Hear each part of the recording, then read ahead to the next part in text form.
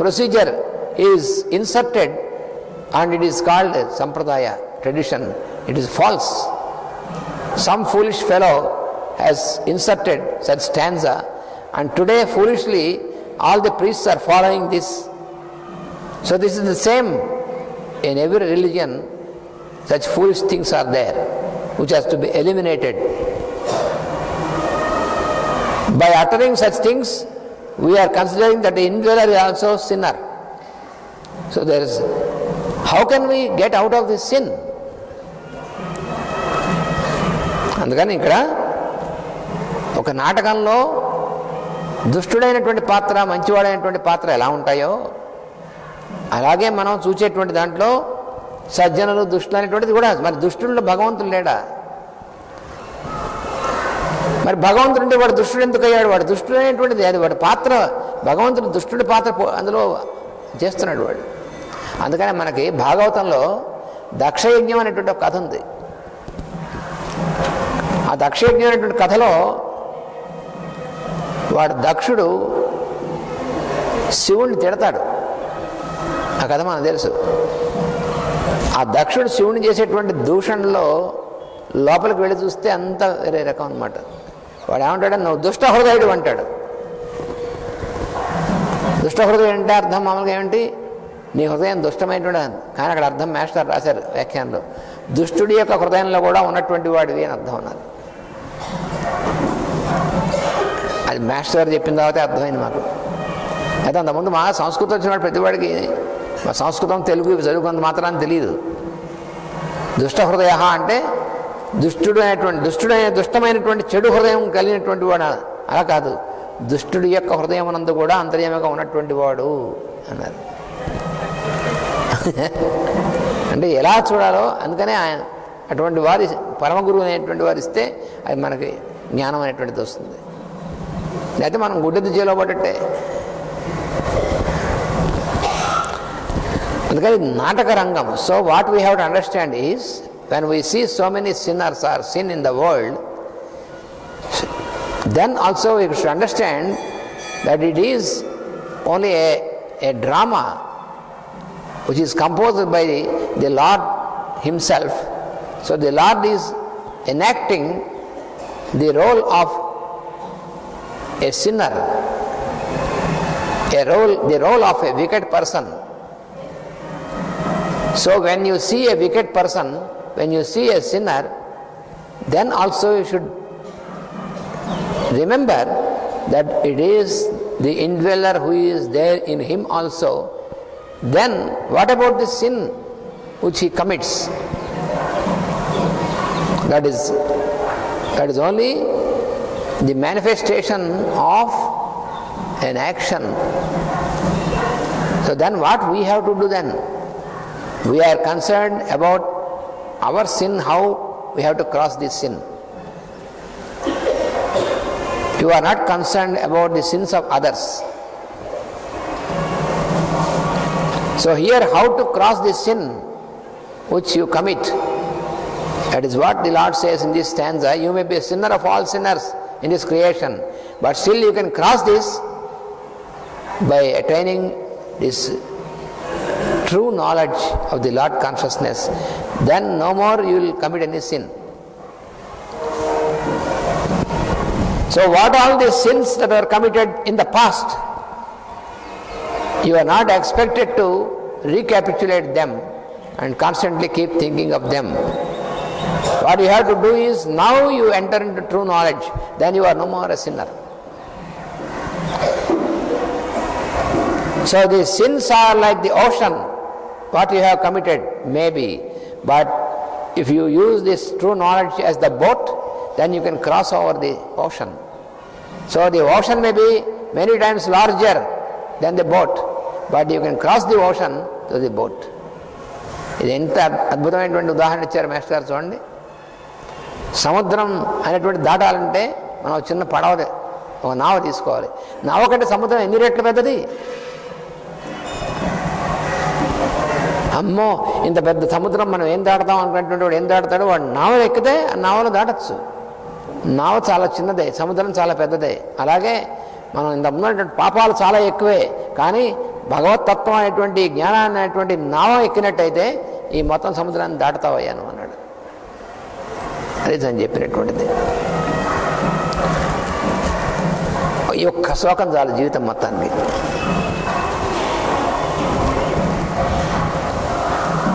ఈ సృష్టిలో ఒక్కొక్కడు తనకు తానే ప్రేక్షకుడు, మిగిలినంతయు తాను చూడవలసిన నాటకము. ఇది మనం అర్థం చేసుకోవాల్సినటువంటిది. ఇది కనుక మనకు అర్థమవుతే అవతలి వాళ్ళ యొక్క ప్రవర్తన ఇలా ఎందుకుంది అనేటువంటి ప్రశ్న మనకు రాదు. అవతల వాళ్ళు అలా ఎందుకు ప్రవర్తించాలి అని నువ్వే ఒకటి అడగడానికి నాటకం అది. ఈ నాటకంలో నీ పాత్ర ఏమిటో నువ్వు తెలుసుకుని ఇలా ప్రవర్తించాలనేటువంటి నీకు సంబంధించింది. అంతేగాని ఇవి నా భార్య ఏంటి కూడా నేను చెప్పిన మాట వింటం లేదు అని అనుకోండి, వాడు అజ్ఞాని అనమాట. వాడు ఆవిడ నీ భార్య అనేటువంటి నీ యొక్క ఇంప్రెషన్ తప్ప ఆవిడేమిటి నీ భార్య. ఆవిడ భార్య కాబట్టి అంటే ఎప్పటి నుంచి భార్య? ఎప్పుడు నీకు పెళ్ళైనప్పుడు తర్వాత భార్య అంటున్నావు నువ్వు. అంతకుముందు భార్యగా పుట్టింది ఆవిడ. పుడుతూనే భార్య, ఎవరన్నా పుడుతూనే భర్త అంటే మనకి గుర్తుండదు అనమాట. అజ్ఞానం అంటే మోహం అంటే అదే అర్థం. అందువలన తాను ఎట్లు ప్రవర్తించాలనేటువంటిది తెలుసుకొని క్రమశిక్షణ అనేటువంటిది పొంది తాను అనేటువంటి వెలుగును గుర్తించనేటువంటి దాంట్లో నాటకం శుభాంతం అవుతుంది. ఒక నాటకం ముందు కొంత దూరం మంచి చాలా కష్టాలు, మధ్యలో చాలా ట్రాజడీలు ఇవన్నీ ఉండి చివరి సుఖాంతం అవుతుంది. సుఖాంతం అనేటువంటిది ఏమిటి? మన జీవితంలో మనం ఎలా ప్రవర్తించాలో, మన ప్రవర్తనలో ఎక్కడ మార్పు తెచ్చుకోవాలో, మనం ఎలా ప్రవర్తించాలో ఆ రకమైనటువంటి ప్రవర్తనతో మనం క్రమశిక్షణతో మనకు మనమే ఆ వెలుగుని గుర్తించడం అనేటువంటి చేస్తే మన జీవితం అనేటువంటి సుఖాంతం అప్పుడు అవుతుంది. So in the span of life given to us by the Lord, what we have to remember is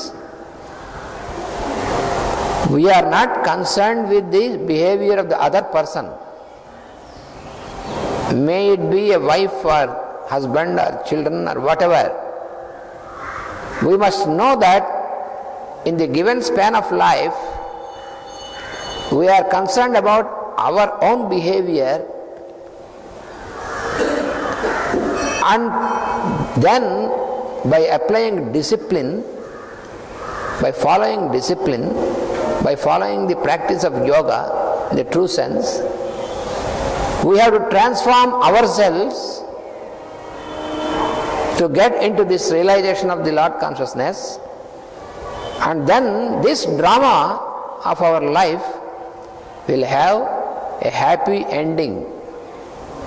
So this drama, even though there is some tragedy during the course of the drama, some events are tragic, but this ends, this culmination is very peaceful and happy.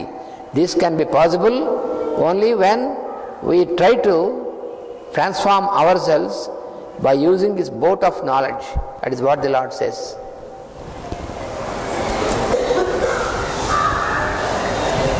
అందుకని జ్ఞానం అనేటువంటి ఈ నావ అనేటువంటి దాన్ని ఉపయోగించుకోవడం అనేటువంటి చేయాలి. అందుకని ఈ సృష్టిలో ఉన్నటువంటి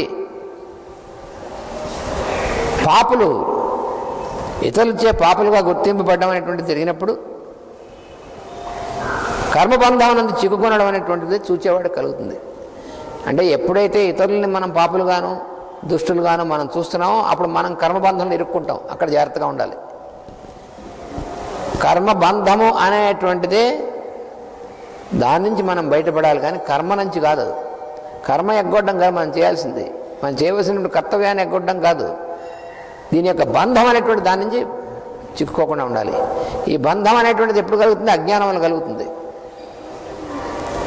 అది ఎందుకు కలుగుతుందంటే ఇతరులని గురించినటువంటి అభిప్రాయములతో మనం ప్రవర్తించినప్పుడే బంధం కలుగుతుంది.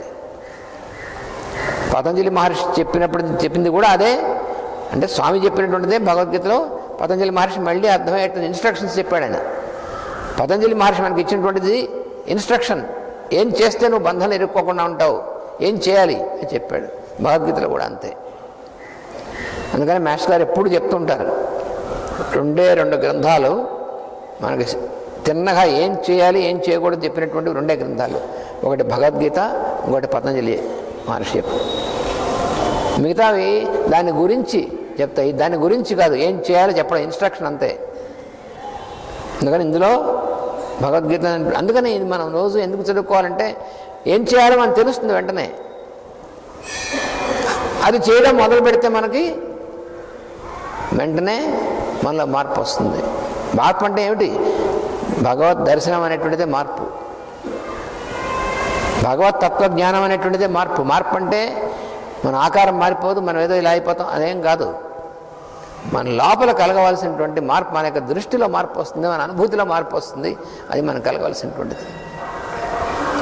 So our master explains always that there are only 2 books which give you straight instruction, not any explanation ambiguous.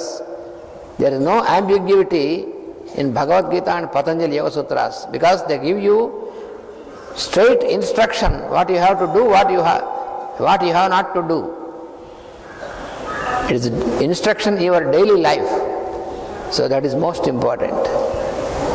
So when you take up any of this stanza of this Bhagavad Gita, it gives you an instruction directly what you have to do. When you follow it, then you will get out of these limitations and you are liberated. అందుకని క్రమముగా తాననేటువంటి వెలుగైన ఈశ్వరుని యందే తన పాపములన్నింటినీ కూడా సమర్పణ బుద్ధి చేసి ఈశ్వరుని అస్తిత్వము దర్శించడం అనేటువంటి చేయాలి. మనం సర్వసమర్పణం ఈశ్వరుడు చేయాలన్నమాట. మన అభిప్రాయాల్ని మనం అన్నింటినీ కూడా సమర్పణ చేసి ఆ ఈశ్వరుని యొక్క అస్తిత్వం అనేటువంటిది ఏదైతే ఉందో దాన్ని దర్శించడం అనేటువంటి చేస్తే, ఆ ఈశ్వర జ్ఞానం నందు మనస్సు మేల్కొనడం జరిగితే పాపాచరణం నశిస్తుంది. పాపాచరణం అంటే పాపం నశించాలి, పాపం నశించడం కాదు, పాప ఆచరణం నశించాలి.